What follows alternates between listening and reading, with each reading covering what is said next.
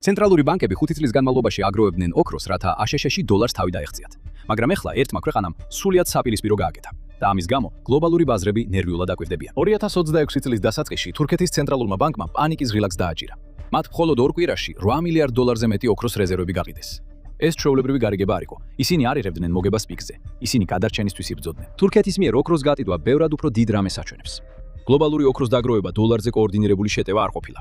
ეს იყო ფინანსური მაშველი რგოლი ქვეყნებისთვის, რომლებიც კრიზისის გადადებას ცდილობდნენ. და ახლა კითხვა ასეთია: თუ თურქეთმა პირველმა გაყიდა თავისი სადაზღვევო პოლისი, შემდეგი ვინ იქნება? როდესაც ქვეყანა იწყებს იმ აქტივის გატიდვას, რომლის დაგროვებასაც წლები მოანდომა, ეს ჩვეულებრივ ნიშნავს, რომ კულისებში რაღაც სერიოზულად არასწორად მიდის. ფული უფრო და უფრო იკლებს. ზეწოლა იზრდება და მოულოდნელად ის, რაც თავდაცვისთვის იყიდეს, ხდება ის, რაც უნდა გაყიდონ. სწორედ ეს მოხდა თურქეთში ამ წლის დასაწყისში. 2026 წლის თებერვლის ბოლოს თურქეთის რესპუბლიკის ცენტრალურმა ბანკმა, ანუ CBRT, გაყიდა შთამბეჭდავი 58,4 ტონა ოქრო, რომლის ღირებულებას დაახლოებით 8 მილიარდი დოლარი. და ეს ყველაფერი მხოლოდ 2 კვირაში მოხდა.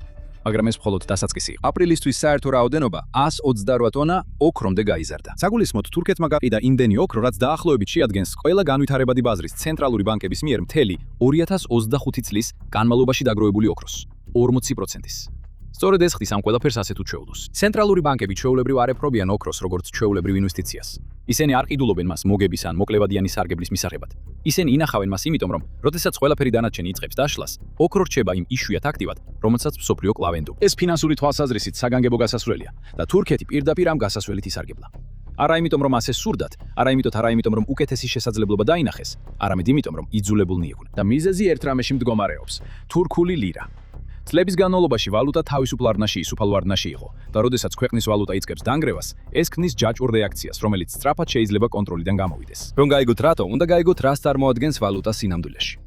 ეროვნული ვალუტა ქვეყნის რეპუტაციის საზომია გლობალურ ასპარეზზე. ქვეყნები, რომლებმაც დაამტკიცეს, რომ სანდო და საიმედო ფინანსური პარტნიორები არიან, ბევრად უფრო მარტივად იზიდავენ ინვესტორებს მთელი მსოფლიოდან. ეს აძლიერებს მათი ვალუტის ღირებულებას. ამერიკული დოლარი და ბრიტანული ფუნტი ამის კარგი მაგალითებია. მაგრამ როდესაც ქვეყანა ამ ნდობას კარგავს, ინვესტორები უკან იხევენ. ვალუტაზე მოთხოვნა მცირდება და მისი ღირებულება სუსტდება. ეს ჩვეულებრივ მაშინ ხდება, როდესაც ქვეყანა ძალიან ბევრ ფულს ბეჭდავს, ზედმეტად დიდ ვალს იღებს, აქვს პოლიტიკური არასტაბილურობა, ან უნკლავდება მაღალ ინფლაციას. სწორედ ეს დაემართა ლირას. მისი კოლაფსი სხვადასხვა ფაქტორების შედეგი იყო: არასწორი მონეტარული პოლიტიკა, ინფლაციის ზედმეტად მაღალი დონე, თურქეთის ცენტრალური ბანკის დამოუკიდებლობის დაკარგვა და სერიოზული ეკონომიკური დეფიციტები, რომელთა მოგვარებაც ქვეყანა მუდმივად ვერ შეძლო. 2020 წელს ერთი თურქული ლირა დაახლოებით 14 ამერიკულ ცენტს ღირდა. დღეს 1 ლირა ოდნავ მეტია ვიდრე 2 ცენტი. ვალუტების ღირებულება მუდმივად იცვლება, მაგრამ თურქეთის შემთხვევაში ეს ჩვეულებრივ ვარდნაზე ბევრად მძიმეა. ლირა უკვე რამდენიმე წელია, რაც დაღუპვის სპირალშია და 2026 წელს უპრეცედენტო მინიმუმს მიაღწია. ეს მხოლოდ თურქეთის შიდა ეკონომიკისთვის არ არის ცუდი ამბავი. ეს სერიოზულ პრობლემად იქცევა, როცა ანკარა ცდილობს დანარჩენ მსოფლიოსთან ვაჭრობას. როდესაც ლირა თითქმის უფასურდება, მსოფლიოს სხვა ქვეყნები სულ უფრო ნაკლებად არიან მზად მისი მიღებისთვის. ამის ნაცვლად საავაჭრო პარტნიორები უმეტეს შემთხვევაში აშშ-ში დოლარს ითხოვენ. ამიტომ თურქეთს დოლარის მოპოვების გზა უნდა იპოვოს. მაგრამ როდესაც ვალუტის ფასი მუდმივად ეცემა, თითოეული დოლარის ყიდვა უფრო და უფრო ძვირი ხდება. 2020 წელს 1 დოლარში არის შესაძენად მხოლოდ 7 ლირა იყო საჭირო. 2026 წელს ანკარას იმავე 1 დოლარისთვის თითქმის 50 ლირის გადახდა უწევს. დროთა განმავლობაში თურქეთმა თავისი ვალუტის რეზერვები ამოწურა. მისი ეკონომიკა დასუსტდა, ინფლაცია მკვეთრად გაიზარდა და ქვეყანა კიდევ უფრო არამიმზიდველი გახდა. ყველაზე ოპტიმისტი ინვესტორებისთვისაც კი მიუხედავად ამისა, თურქეთმა მაინც შეძლო როგორღაც გაძლება. მაგრამ შემდეგ მოხდა რაღაც, რაც ანკარას კონტროლს სრულიად სცილდებოდა. რამაც მსოფლიო მასშტაბით შოკი გამოიწვია. გავლენა მოახდინა გლობალურ ეკონომიკაზე და რამდენიმე ქვეყანა სერიოზულ ეკონომიკურ კრიზისში ჩააგდო.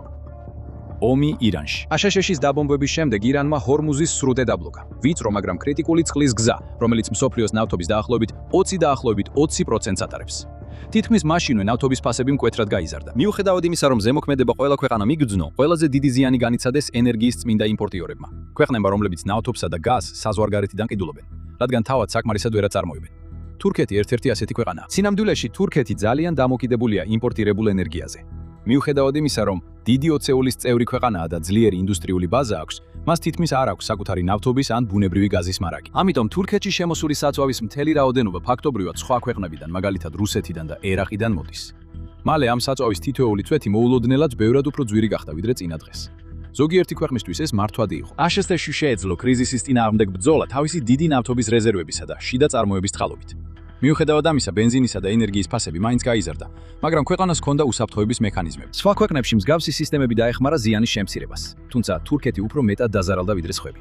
მან მოულოდნელად თავი იმ მდგომარეობაში ამოყო, რომ არა მხოლოდ ენერგორესურსებზე გაცილებით მაღალი გადასახდელები უნდა გადაეხადა დაუყოვნებლივ, არამედ სულ უფრო სუსტ ვალუტასთანაც ჰქონდა საქმე, რომლითაც ეს გადასახადები უნდა გადაეხადა. რაც უფრო დიდხანს გაგრძელდა ომი, დიპლომატიური გადაწყვეტის გარეშე, მით უფრო გაიზარდა ნავთობის ფასი. და როცა ნავთობის ფასი ბარელზე კიდევ უფრო გაიზარდა, ანკარის მდგომარეობა კიდევ უფრო დამძიმდა, რადგან გლობალური ენერგეტიკული ბაზრები დაუნდობელია.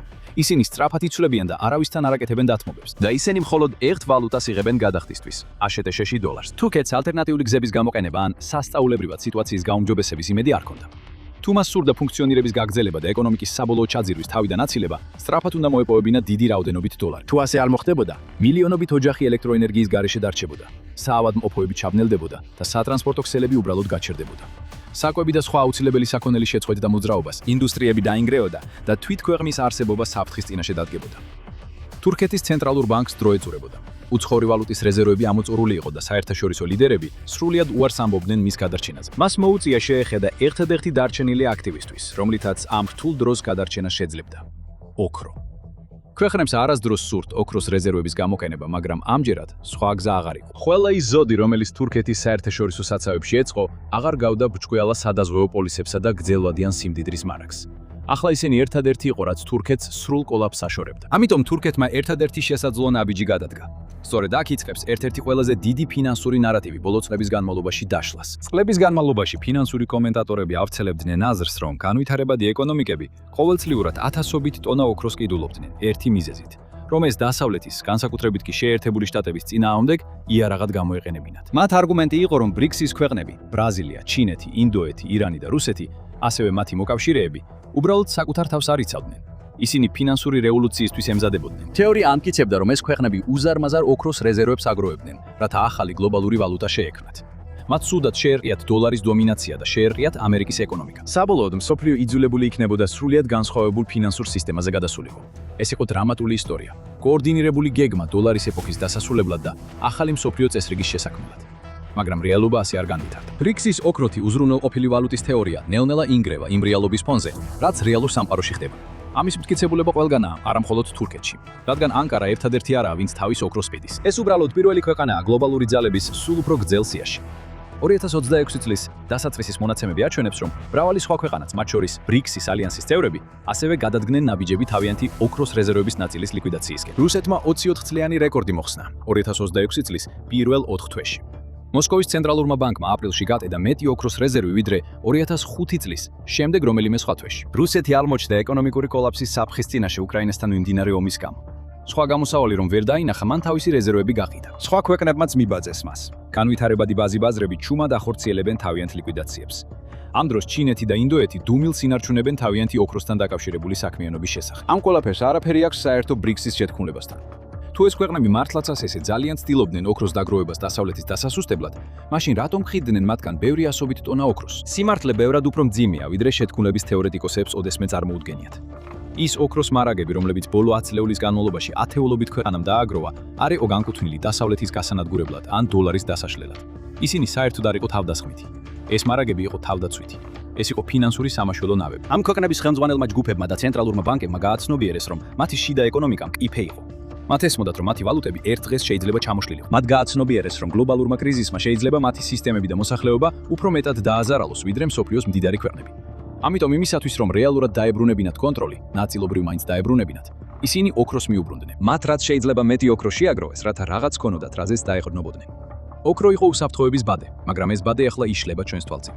თურქეთის ბადეში უბრალოდ უფრო მეტი ხრელია ვიდრე დანარჩენებში. მაგრამ ეს მხოლოდ დროის საკითხია. სანამ ზუსტად იგივე სიტუაცია არ განმეორდება აფრიკაში, აზიაში, ლათინურ ამერიკაში და მის ფარგლებს გარეთაც. გარემოებები განსხვავებული იქნება, როგორც ეს თურქეთსა და რუსეთს შორისაა, მაგრამ საბოლოო შედეგი ერთი და იგივე იქნება.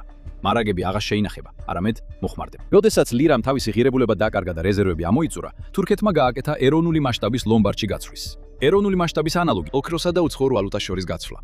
რადგან როდესაც მან თავისი ოქრო გაანაღდა, ანკარამ არ გამოიტანა 8 მილიარდი დოლარის ღირებულების ოქროს ზოდების საცავებიდან და არ ჩატვირთა ისინი თვითმფრინავებში.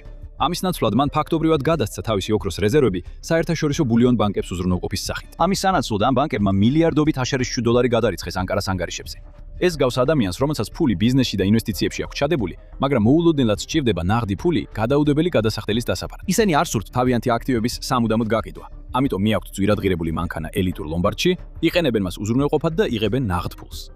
თუ მათი მდგომარეობა გაუმჯობესდება, ისინი აბრუნებენ ფულს და მანქანას უკან იღებენ. თუ არა, ლომბარდი ინარჩუნებს მანქანას. სწორედ ასე მუშაობს თურქეთის ოქროს სვავი. ქვეყანას შეუძლია დაიბრუნოს თავისი ოქრო, მაგრამ მხოლოდ იმ შემთხვევაში, თუ დააბრუნებს მიღებულ მილიარდებს პროცენტებთან ერთად. იმ ზეწოლის გათვალისწინებით, რომელსაც ანკარა განიცდის, ამ ოქროს დაბრუნება უფრო ადვილი საქმელია, ვიდრე გასაკეთებელი. მაგრამ ნებისმიერ შემთხვევაში ირონია შეუძლებელია არ შეამჩნია. წლების განმავლობაში მსოფლიოს ეუბნებოდნენ, რომ ისეთი ქვეყნები, როგორიცაა თურქეთი, ოქროს მარაგს აგროვებდნენ დოლარის დასასუსტებლად. იდეა იყო, რომ ოქრო დაეხმარებოდა ამერიკის ფინანსური დომინირების დამსხვრევაში. თუმცა, როდესაც კრიზისი დადგა, თურქეთს მოუწია ოქროს გაყიდვა სწორედ იმ დოლარების მისაღებად, რომლისგანაც თითქოს ცდილობდა თავის დაღწევას. ეს არ ყოფილა გლობალური ფინანსური რევოლუცია. ეს უბრალოდ შეგვახსენებს, რომ როდესაც საქმე სერიოზულდება, სოფლიო ისე უბრუნდება იმავე ვალუტას, რომელსაც თაობების განმავლობაში ენდობოდა. აშეტეშიჩი დოლარს. რაც თურქეთში ხდება, ეს უბრალოდ ერთჯერადი კრიზისი არ იზის. ეს არის გაფრთხილება გლობალური სისტემისთვის, რომელიც მზარდი წნეხის ქვეშაა. დიდი ოცეულის ერთ-ერთმა მსხვილმა ეკონომიკამ იძულებული გახდა გაეყიდა თავისი ყველაზე ძვირფასი რეზერვები, ხოლო იმისთვის, რომ ძირითადი ენერგორესურსები შეეძინათ. მათ მოუწიათ საგანგებო რეზერვი გაეხსნათ და წლების განმავლობაში დაგროვილი სარეზერვო ფონდის ამოწურვა არა იმისთვის, რომ ეკონომიკა გაეზარდათ, არამედ უბრალოდ იმისთვის, რომ ქარხნები ემუშავებინათ და სახლები გაეთბოთ. ეს ნორმალური არ არის. ეს არ არის ჯანსავი ფინანსური სისტემის ნიშანი, რომელიც როგორც საჭიროა ისე მუშაობს. ეს არის ნიშანი იმისა, რომ სისტემა ცარიელზე მუშაობს და გლობალური ლიკვიდობის უპრეცედენტო დეფიციტს განიცდის. მაგრამ თურქეთი ერთადერთი მაჩვენებელი არის. თუ ენერგიის ფასების ზრდას გააგრძელებთ აშშ-ში, დოლარი კვლავ ესეთ გავლენას შეინარჩუნებს მსოფლიო ბაზრებზე, პრობლემა არ გაქრება. ეს პრობლემა უფრო და უფრო ხშირად გამოჩნდება. სხვა ქვეყნებს, რომლებსაც ნაღდი ფული არ ყოფნით, მზარდი ვალები და გაუფასურებული ვალუტები აქვთ და მათ სხვა გზა არ ექნებათ გარდა იმისა, რომ თავიანთი ოქრო გაკიდვა. ეს არის მწარე რეალობა. დიდი ოქროს ციებ-ცხელება 2010-იანი წლების ბოლოსა და 2020-იან წლებში არ დასრულებულა ახალი ფინანსური მსოფლიო წესრიგით. ამის ნაცვლად ეს გვიძღვება გლობალური მძიმე შედეგებისკენ. ეროვნული გადახდის უნარობის პირველი დომინოები უკვე ეცემა. უსაფრთხოების ბადეები უხალისოთ, მაგრამ აქტიურად იშლება. და გლობალურ ეკონომიკურ მანქანას სწრაფად უმცირდება მანევრის შესაძლებლობა. დოლარი 10 წლეულების განმავლობაში იყო ძირითადი ვალუტა, მაგრამ ეხლა ქვეყნები ალტერნატივებს ეძებენ. ნახეთ, რატო ამბობს ამდენი ქვეყანა უარს დოლარზე, ან დააწყაპუნეთ ამ ვიდეოზე.